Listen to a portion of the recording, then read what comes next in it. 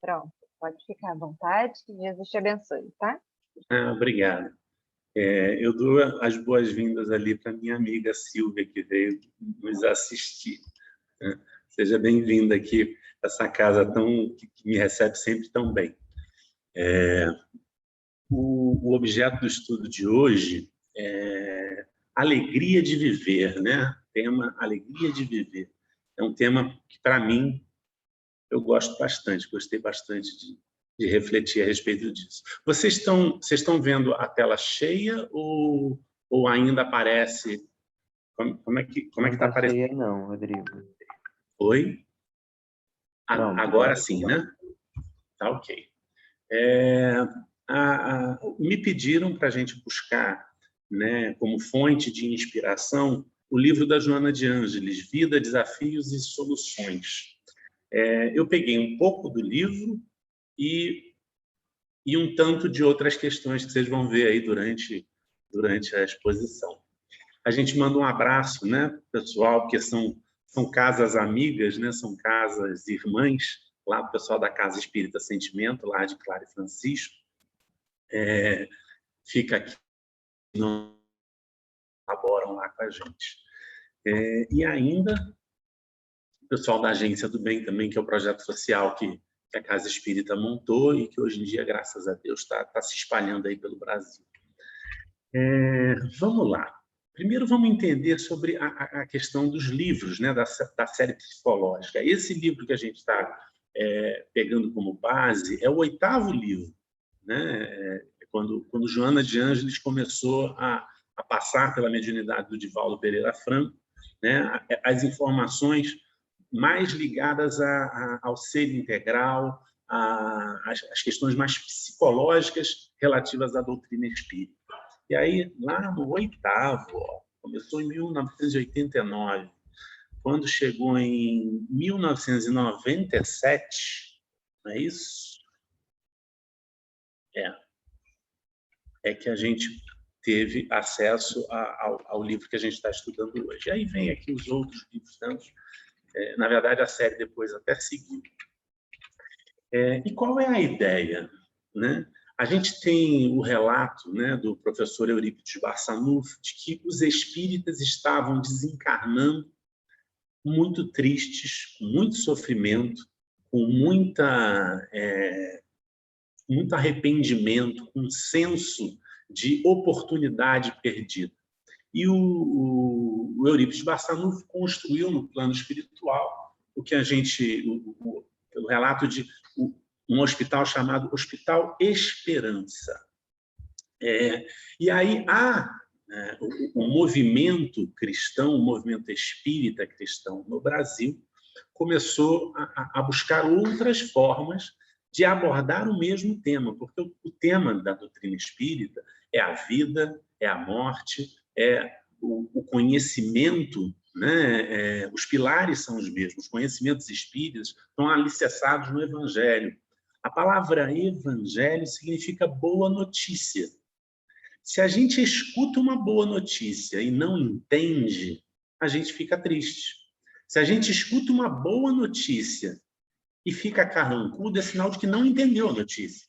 E se a gente escuta uma boa notícia e continua fazendo as mesmas atitudes, a nossa atitude diante da vida não se transforma, é natural que a gente simplesmente, a gente pode ter entendido intelectualmente, mas não fez essa viagem gigantesca daqui para cá. E aí, a Joana de Ângeles, com todo o seu conhecimento, né, com toda a sua grandeza, buscou nos oferecer ferramentas para um autodescobrimento, para uma análise crítica de quem somos. Aquelas perguntas filosóficas básicas, né? O que a gente está fazendo aqui? Para onde a gente vai? E aí, a questão do Evangelho segundo o Espiritismo tem uma coisa muito curiosa, porque Kardec, quando escreveu o Evangelho, diferente das outras obras, ele a escreveu em segredo. Ele não contou para ninguém que estava escrevendo. E aí chegou com o livro pronto, o editor, e falou assim, está aqui um novo livro que eu gostaria de ofertar.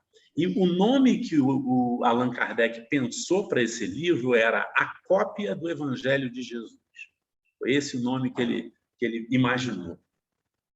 E aí ofereceu, o editor falou, poxa, um livro pronto, que coisa legal. E devorou o livro, né? Em poucos dias ele já tinha lido. Gente, que obra maravilhosa, fantástico, vamos publicar. Só tem um detalhe. Não dá. A Cópia do Evangelho de Jesus, esse título está horrível, Allan Kardec. Hipólito Leão Belizar Rivada. Esse título está horrível. Isso ninguém quer saber da cópia, todo mundo quer saber do original. Vamos botar o Evangelho segundo o Espiritismo, que eu tenho certeza que vai ser muito melhor. E aí vai uma questão que eu acho que é para a gente refletir bastante. Primeiro, o trabalho espírita é um trabalho de parceria.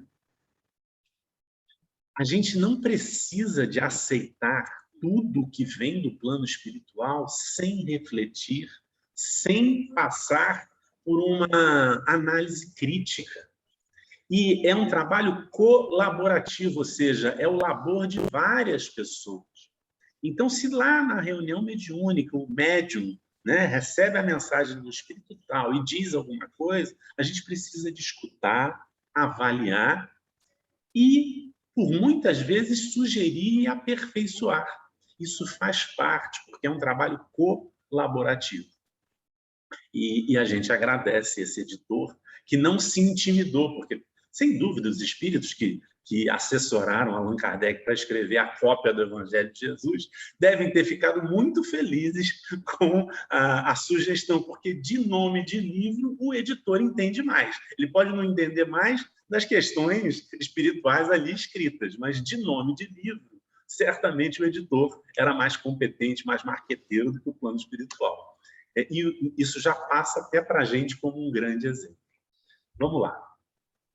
Para a gente refletir a respeito da alegria de viver, eu acho que é importante a gente se permitir experimentar outros sabores. Porque a vida da gente tem essa... por muitas vezes a gente não quer nem experimentar. O meu filho é craque nisso. Eu venho com uma fruta nova, ele... Quero não. Ele nem experimentou, mas ele já diz que não quer, porque ele sabe que eu sou chegado a comer frutas exóticas e a maioria delas ele não gosta. Agora, se fosse uma batata frita nova, fosse um salgadinho novo, um chocolate novo, certamente ele aceitaria. Então, se a gente se permitir experimentar, pode ser que a gente descubra outros sabores. E aí vai para a questão mais lúdica também. A gente precisa de encarar essa oportunidade de vida também de forma mais lúdica, mais criativa. Aqui, lembrando, a gente tem muita a foto do Kardec já, senhor Kardec, né? Aquele jovem, com 17 anos de idade. Eu imagino a alegria de viver, né? A alegria do Pestalozzi ao ter um jovem como esse colaborando em seu trabalho de educação. E aí vem uma outra questão que eu acho que é importante a gente abordar, porque quando a gente fala de alegria, tem uma frase do Sêneca. Sêneca foi um filósofo estoico que ele teve a difícil tarefa de educar Nero. Imagina, nada fácil, né? Educar um psicopata. Essa era a tarefa que o Sêneca teve. E ele vinha numa reflexão profunda a respeito da vida, dizendo que o estoicismo ele diz o seguinte: a gente precisa de focar toda a nossa energia em angariar as virtudes da vida, as virtudes da existência, e não as coisas, e não o que é fútil, o que é vicioso. Eu imagino o quão difícil deve ter sido ele dizer isso para o Nero, né? E ter como seu tutelado um espírito tão rebelde. E aqui vai a foto do meu filho, né? Quando a gente estava ensinando ele, um vento sopra a favor daquele que não sabe para onde ir. Né? É uma das famosas frases de Sêneca. Ou seja, Se a gente não percebe o que tem valor, a gente vai ficar... Eu estou em Minas Gerais aqui, a sala que está atrás de mim chama-se Sala Tiradentes. A liberdade é um valor realmente significativo, é um valor que realmente agrega, né? Faz crescer, ilumina o espírito. Mas aqui em Minas Gerais, quantos não morreram pelo famoso ouro de tolo? O que era o ouro de tolo? Era aquela pedra que a pessoa acreditava, mas, né, no técnico, naquele que entendia de mineração, de ouro, não tinha valor nenhum. E as pessoas matavam e morriam pelo chamado ouro de tolo. A gente continua fazendo a mesma coisa. Exatamente a mesma coisa. Só mudou que não é pedra, que é dinheiro, que é emprego, que são outras coisas que também, por muitas vezes, não têm valor. Vamos seguir. Onde é que você vai? Travou? Opa! O Sêneca tem uma outra frase que eu acho que também vale, porque uma das questões que a gente, por muitas vezes, considera é que a vida não está fácil. Já tinha uma crise econômica severa, quando a gente achou que ia respirar, que a gente dizia assim, vamos esquecer o ano passado. Aí, quando a gente achou que esqueceu 2019, né? Vamos esquecer. Aí, quando chegou 2020, veio uma pandemia. E aí, quando a gente achou que em 2021 ia respirar, veio uma nova variável, delta, não sei o quê. Assim, não está nada fácil. E aí vem o Sêneca, né? A gente resgatando aí. As dificuldades fortalecem a mente, como o trabalho faz com o corpo. O quanto que a gente precisa de encarar estas adversidades como as oportunidades mais benditas que a gente tem para poder fazer iluminar, fazer brilhar a nossa luz. Não dá mais para a gente ficar naquela de ai, caramba, o tempo todo. Reclamar é clamar de novo, é chamar de novo. Se está difícil, você está chamando de novo, você está querendo mais problema. Vamos ser inventivos, vamos ser ousados no bem. Vamos empreender a alegria na nossa vida. E aí vamos seguir, porque é muito comum a gente se comportar como o Olof. Eu não sei se vocês conhecem esse personagem, não sei se é da Disney, da Pixar, sei lá de qual é desses estúdios grandes aí de Hollywood. Mas o Olof, eu vou contar para vocês, o Olof ele tem uma atitude. Ele diz que ele vai ser feliz quando ele encontrar o verão. Só que ele é um boneco de neve. Ele coloca toda a energia, toda a alegria dele na esperança de quando ele encontrar o verão. E a gente se comporta igualzinho. Eu vou ser feliz quando passar no emprego, eu vou ser feliz quando eu me aposentar, eu vou ser feliz quando a minha filha casar, não, eu vou ser feliz quando encontrar a esposa, o noivo. E aí depois fica, meu Deus do céu, eu queria tanto isso ou eu vou ser feliz quando eu comprar o carro novo. E aí depois tem um papagaio para pagar as prestações infinitas que não acabam nunca. E a gente se escraviza pelaquilo que não tem o valor, que não traz a verdadeira alegria.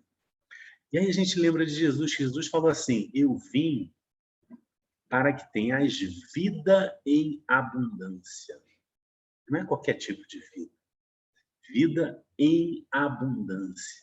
E aquele que bebe da minha água não terá mais sede. Aquele que come do meu pão não terá mais fome. O que ele está querendo dizer com isso? É que as nossas alegrias precisam estar alicerçadas como a casa que é construída sobre a rocha e não sobre a areia. Porque senão a gente vai ficar o tempo todo precisando de voltar a estaca zero sem andar significativamente para frente. E aí, quando a gente fala de alegria, não tem como não lembrar de Francisco de Assis. Aqui são 3 capas, 2 do mesmo filme sobre Francisco e outra com outro ator. Os 2 filmes são muito bons, muito bons. Porque Francisco de Assis ele era o cantador da alegria, né? O poeta, o que ia cantarolando a alegria de viver, mas era uma coisa tão contagiante que as pessoas largavam fortunas para segui-lo. Porque ele parecia ter encontrado aquela pedra preciosa que na parábola, né, de Jesus, ele vende todas as outras para ter esta única. Porque essa é de valor.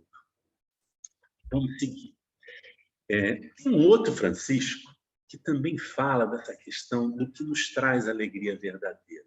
O Chico Xavier ele fala: o problema do homem é o seu excessivo apego ao que é transitório. Sem dúvida, a gente devia olhar mais para dentro de si do que no espelho. E é interessante que a gente vive recomendando os outros para olhar no espelho, né? Chico está dizendo para a gente olhar mais para dentro de si do que para o espelho. Se a gente olhar mais para dentro de si, talvez a gente precise de menos plástica, né? De menos cirurgias e menos... Porque olhando para dentro de si, a gente vai ter como buscar o que está luminoso e o que está em trevas. E vamos poder acender no nosso coração, na nossa vida. Falta-lhe desenvolver o senso de eternidade. Esse senso de eternidade que o Chico Xavier diz, ele passa a considerar a dor, considerar as vicissitudes da vida de uma forma diferente, como oportunidades de crescimento, como diria o Sêneca há tantos anos atrás. Nada é mais triste do que viver fugindo da realidade e sempre acreditando na ilusão, né? A matéria nos ilude o tempo todo. Estas virtudes que Sêneca nos oferecia, estas sim trazem a felicidade que a gente tanto busca. Aqui eu vou pular, porque tem uma parte que é a janela de Johari, que fala do que a gente conhece na gente, do que a gente mostra para a gente, mas isso é um pouco mais complexo e o nosso tempo está um pouco mais curto. Eu gosto muito de uma frase do Oswaldo Montenegro, no final de uma poesia, ele vai dizendo que a metade dele é assim, mostrando o lado luminoso e o lado mais trevoso de cada um. E no final da poesia dele, ele fala assim: porque metade de mim é amor, e a outra metade também. A gente precisa de reconhecer a nossa paternidade divina. E Deus é amor. Se somos feitos à imagem e semelhança dele, somos amor também. Esta conexão com a com o nosso DNA espiritual, isso nos traz alegria. Isso nos traz consciência de quem somos e o que a gente está fazendo aqui. E aí, estas outras questões que são como o mar revolto, se pacificam. Porque a gente passa a enxergar de um ponto mais alto as vicissitudes da vida. Ame-se, aceite-se, cuide-se, né? O amor próprio tem que estar em primeiro lugar, não tem jeito. Se a gente não colocar esse amor primeiro, esse foco aqui dentro da gente, a gente passa a não ter o que oferecer para os outros e para a vida. E aí a Marielza Tiscati, né? A nossa querida Marielza, musicista, que foi minha sócia, ela fala: então ele veio e disse: já é hora de seguir. E indicou o caminho tortuoso, mostrou as pedras e os espinhos. E quando viu que o medo assolava os nossos corações, nos fez olhar o sol atrás dos montes. Só disse: e vão. E então viemos, porque ninguém resiste ao seu chamado. Voltamos à terra mãe que nos abriga. Por seu amor haveremos de amar. Há de estar nos esperando, e erguerá a voz ao Pai um hino, e então dirá: eis os teus filhos, enfim, em paz. E então viemos, porque ninguém resiste ao seu chamado. Por que a gente resiste tanto, né? Por que a gente o tempo todo faz questão de, não, daqui a pouco, não, depois, não, deixa o regime para amanhã, esse brigadeirinho aqui foi feito com carinho, esse bombom, e por aí vai. A gente fica o tempo todo postergando a felicidade, a gente não quer verdadeiramente a felicidade. E aí eu lembro, né, dessa bandeirante do Espiritismo, essa bandeirante da verdadeira educação, Anália Franco. Eu estive em São Paulo no final de semana passado, passeando com meu filho lá no Colégio de Anchieta, né, o pátio do colégio, fundado por Anchieta. E aí eu fiquei tão reflexivo a respeito desses nobres espíritos que estiveram por aqui.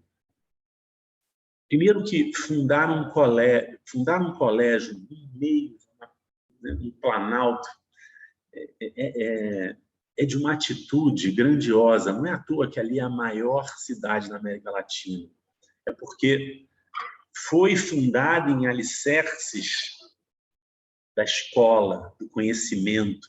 E isso produz riqueza no amplo aspecto da palavra. A Anália Franco foi uma dessas. Num tempo em que a Lei Áurea tinha acabado de ser promulgada, ela decidiu que na sua escola negros e brancos estudariam juntos. Dá para imaginar o que é isso socialmente falando? Numa sociedade em que o negro era escravo e o branco era senhor.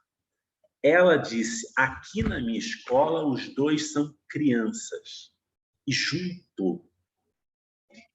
Isso deu um protesto, porque a mãe, quem está com a situação, o status social lá em cima, não quer compartilhar com lá de baixo. Não quer dividir o espaço, a oportunidade, a graça da vida com quem é desprovido desse mesmo acesso. Mas ela peitou e foi expulsa do imóvel que era da sua escola, que era alugada, foi expulsa. E ela falou, não tem problema, a gente funda outra escola em outro lugar. Porque o que é certo a qualquer tempo.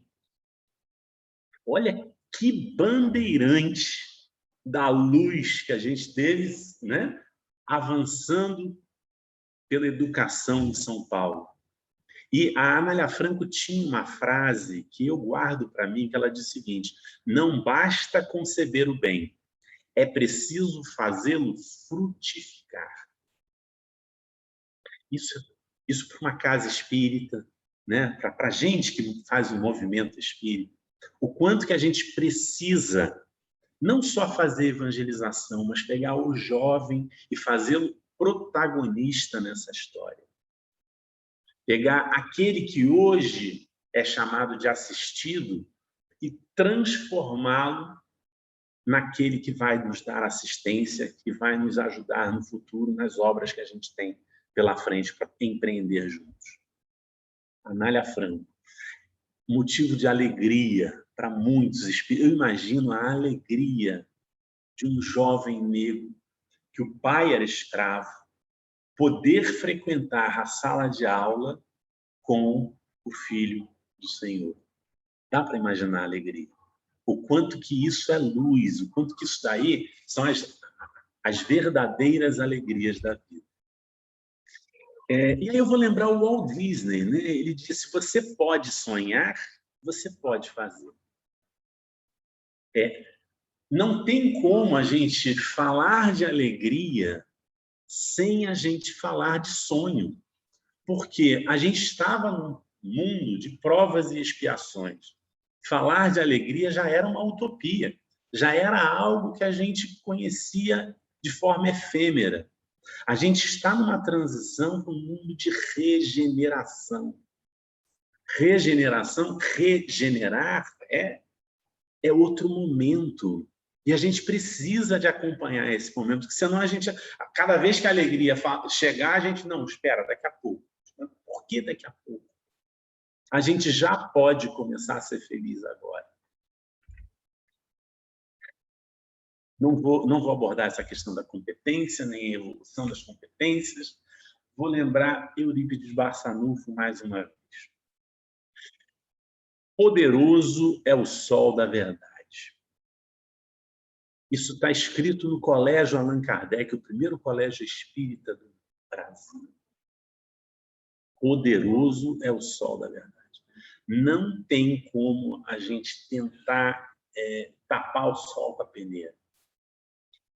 A gente que está estudando as obras da doutrina espírita, a gente está adquirindo essa consciência de infinitude. A partir de agora, a gente tem que... Ok, hoje eu tenho a consciência de que a vida não termina no túmulo. Hoje eu tenho que planejar para longo prazo. O que eu quero deixar como legado nessa atual existência? E aí não dá mais para postecipar, não dá mais para adiar. Se temos dificuldades com o filho, se temos dificuldades com o marido, com a esposa, com o sogro, com a sogra, com a avó, com o cachorro, com o gato, vamos empreender novas formas de relação que sejam mais saudáveis, mais funcionais. Ninguém está dizendo que você tem que amar sua sogra ou amar aquele cachorro que você não quis dentro da sua casa. Não. Mas você pode desenvolver com ele uma relação mais funcional para você e para o outro. Isso você pode fazer. E todos ganharão com isso. Todos ganharão com isso. Eu acho que, assim, quando a gente fala de alegria, a maior referência que a gente tem são os palhaços, né? Qual é a sua profissão? Trazer alegria para os outros. E o quanto que a gente precisa de desenvolver na gente esse olhar sensível. O olhar sensível à dor do outro. O olhar sensível àquilo que é patético. Quando a gente toma um tombo, né, o palhaço é mestre em tomar tombo, ele toma tombo e a gente ri porque a gente se identifica. Quem nunca caiu antes? E ele nos ensina a encarar o tombo como uma vicissitude. Faz parte da vida tomar tombo. O palhaço que roubam a namorada dele, ou que ele se apaixone, a mulher não está nem aí, está olhando para o malabarista, para o outro. Faz parte da vida a frustração. Faz parte. E a gente precisa de aprender com ela. E, se possível, levar a alegria para aqueles que estão perto da gente. Aquela poesia da Dolores Duran é fantástica. Se quiseres sentir a paz dentro de ti, escuta, meu irmão. Faze silêncio e espera que volte a primavera com a força da oração. Transforma o teu soluço em riso de esperança no amanhã que vem. Depois da tempestade surge sempre a bonança, agora ou mais além. Imita a natureza que se desfaz em luz até o entardecer. E quando a noite chega, no céu acendem estrelas até o amanhecer. Vamos seguir. Não tem mais como a gente se comportar com atos inconsequências, como crianças travessas e inconsequentes que vão derrubando com irresponsabilidade emocional nas relações, né? Se sentindo o bandeirante das conquistas amorosas ou coisas semelhantes. A gente precisa de passar a se responsabilizar pelo aquilo que a gente faz, pela nossa alegria e pela alegria daqueles que nos circundam. É importante a gente também prestar atenção. Vocês estão conseguindo ver a tela toda? Porque vocês estão na frente. Eu estou conseguindo levar porque eu já conheço os slides meio que de cabeça. Mas o quanto que na psicologia tem uma parte da psicologia que já que a gente está num estudo mais psicológico, são os elementos da narrativa. A gente vive vicissitudes e cada um vive aquela mesma situação, aquele mesmo fato, com uma narrativa própria, que é o seu ponto de vista a respeito daquilo. E aí eu vou lembrar uma passagem do Chico Xavier, trabalho, e encontrou no meio da rua caído um cego que havia sido atropelado. Estava todo arrebentado, todo caído. Era um cego bebum. Tinha bebido, cego e, bom, o carro pegou. E aí ele ficou, caramba, o que eu vou fazer com esse carro? E, né? Ainda tinha um tempo ainda para chegar no trabalho, voltou em casa, arrumou ele, deu um jeitinho no acidentado e foi trabalhar. Foi trabalhar, mas ele tinha trabalho, como todo mundo, né? O ganha-pão de cada dia, e à noite tinha reunião no centro, e ficava preocupado com aquele. E aí ele ficou a semana inteira nessa correria para conseguir atender um cego acidentado, atropelado na casa. E já não estava mais alcoolizado, mas que ainda assim exigia cuidado. Ele, exausto naquela tentativa, ele botou um anúncio no jornal, né, da pequena cidade. Falou assim, olha, na rua, eu estou precisando de alguém que me ajude. E apareceu no dia que o jornal... apareceram 2 meninas para ajudá-lo. As 2 meninas eram lindas, 2 prostitutas. E aí as meninas, Chico, a gente conhece o seu trabalho. A gente leu o seu anúncio e a gente veio se oferecer para te ajudar. Mas a gente entende que talvez não seja adequada a nossa ajuda, porque pode vir a comprometer a sua imagem. A gente sabe que você é uma pessoa religiosa. O Chico olhou, que é isso? De jeito nenhum. Vocês são 2 anjos de luz que Jesus me enviou. Olha como é que a narrativa demonstra quem está olhando. A gente são 2 prostitutas. Para o Chico, são 2 anjos de luz. A beleza está nos olhos de quem vê. A beleza está nos olhos de quem vê. Quando a gente vê essas vicissitudes todas que a gente... né, a pandemia, o desemprego, a crise política... A beleza está nos olhos de quem vê. O que eu estou enxergando? Eu vou continuar enxergando isso de uma forma infantil, espiritualmente falando, ou eu vou passar finalmente a introjectar na minha existência estes valores que a gente vem buscar nesse conhecimento que a gente está buscando aqui. Aí a nossa narrativa vai passar a se transformar. Transformando o olhar, o fato não muda. São 2 mulheres, né? Hoje a gente chamaria de garota de programa, mas que estavam se oferecendo para o trabalho no bem. E aí ele passou a fazer evangelho no lar todo dia, com as 2 prostitutas e as meninas que trabalhavam à noite, durante o dia, estavam lá tomando conta. E o Chico, que trabalhava de dia, à noite podia tomar conta dele. Passou um mês, o bebum já estava recuperado do acidente, né? Já não estava mais alcoólatra. Chico Xavier fazendo culto lá todo dia com ele deu uma elevada, né, na sua forma de encarar a vida. E as 2 prostitutas foram para outra cidade, se despediram do Chico, falaram, aqui a gente não vai ter uma oportunidade para recomeçar a vida com estes novos valores que foram ofertados. A narrativa, o personagem, o espaço, o narrador, o tempo, né?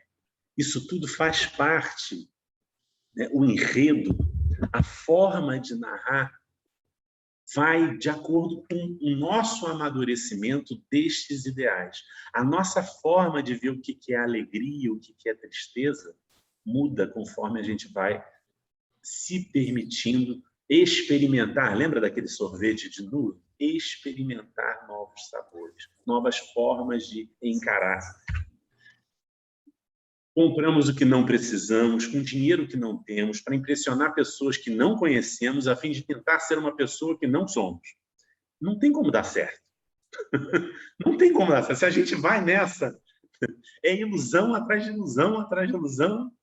Um olhar pode dizer o que milhões de palavras não dizem. Lembra que Jesus falou que se os teus olhos forem bons, você será bom.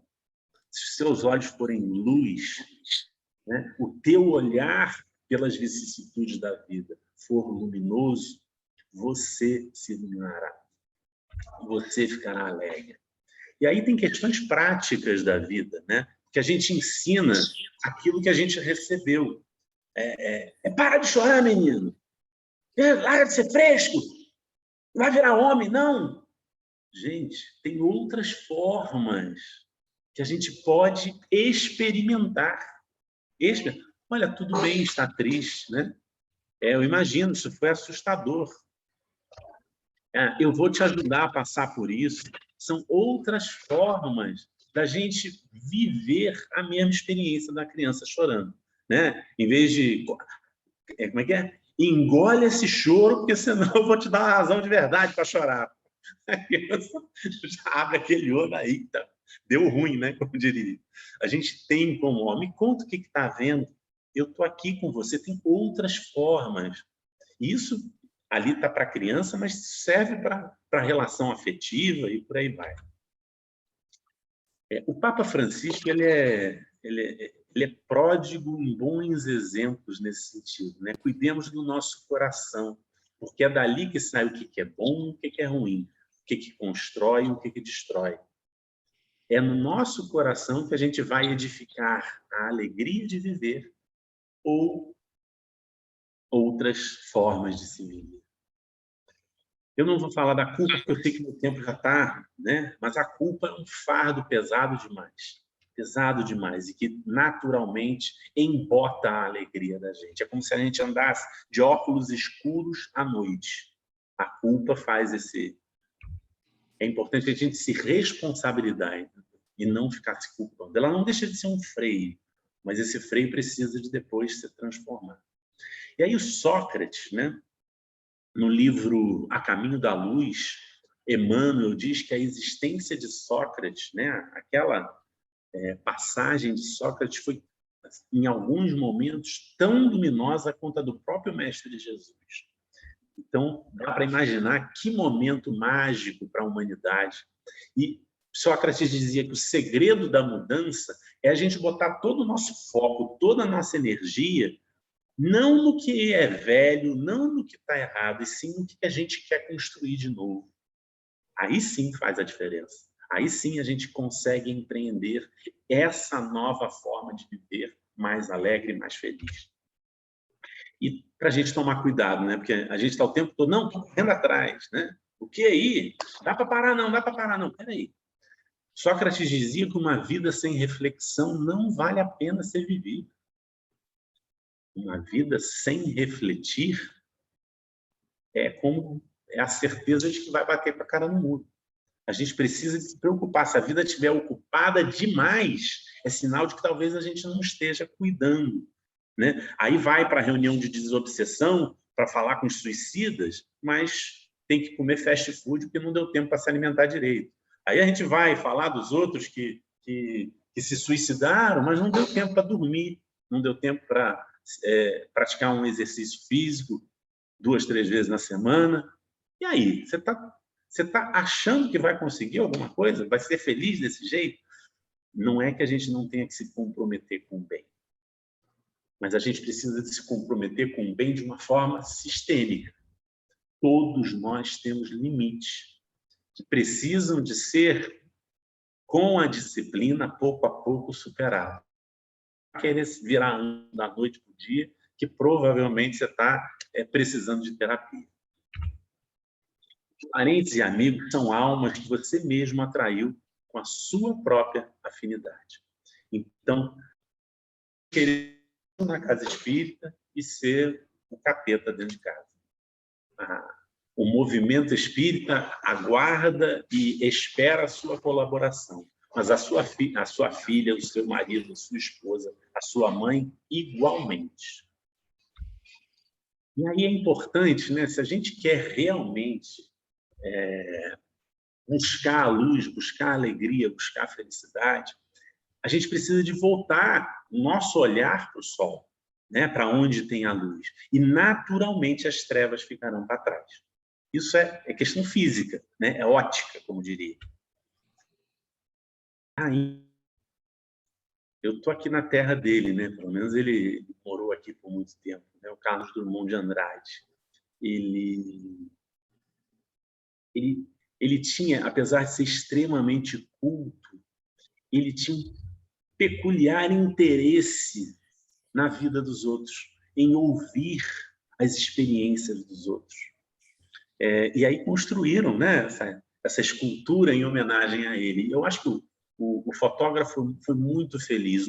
Aquela população de rua, que são os marginalizados, aqueles que a gente coloca fora do contexto social, ali, conversando com Carlos Drummond de Andrade e o Carlos Drummond de Andrade o escutando atentamente.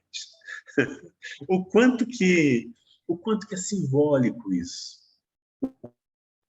O uso da escuta ativa permaneceu para o traço do escultor e nos dando um exemplo perene, né, de o quanto que a gente tem a crescer quando a gente escuta. Chega dessa ansiedade, né, de buscar as posses do mundo, as posses, porque o que for seu chegará ao seu encontro, como diria o Chico Xavier. Isso é natural, flui, como a água chega no mar em algum momento. E o tempo é o tesouro maior. Para quem quer edificar, né, a alegria de viver, o tempo é o maior tesouro que a gente tem. Esse não volta atrás, esse a gente vai consumindo igualmente, sendo o Bill Gates ou sendo o mendigo da rua. O tempo é igual para todo mundo. A gente precisa de usar esse tempo como na parábola dos talentos, né? Foi dado 1 para um, 3 para outro, 5 para outro. Como que a gente vai usar o nosso tempo? O que a gente está fazendo? Porque aonde está o teu tesouro, aí estará o teu coração. O Dom Helder Câmara, ele tem uma frase que eu adoro, né? Que o segredo da perene juventude da alma é ter uma causa a que se dedicar. A gente vê Allan Kardec, vê aquela imagem dele sisudo, né? Porque era comum tirar fotos daquele jeito, bem imponente. Mas quando a gente vai ler a Revista Espírita, contando como é que era a personalidade de Kardec, persona, que máscara que ele usava no cotidiano, ele era aquela pessoa de riso frouxo, que as pessoas gostavam de... Sabe aquela reunião que não dá vontade de acabar? Sabe aquela reunião que se estende noite adentro porque está muito agradável? Era assim que eram as reuniões que Kardec conduzia na Sociedade Espírita de Estudos parisiense. O Dom Helder, ele diz que, arcebispo aqui do Rio de Janeiro, há criaturas que são como a cana, mesmo postas na moenda, esmagadas, reduzidas ao bagaço, só sabem dar doçura.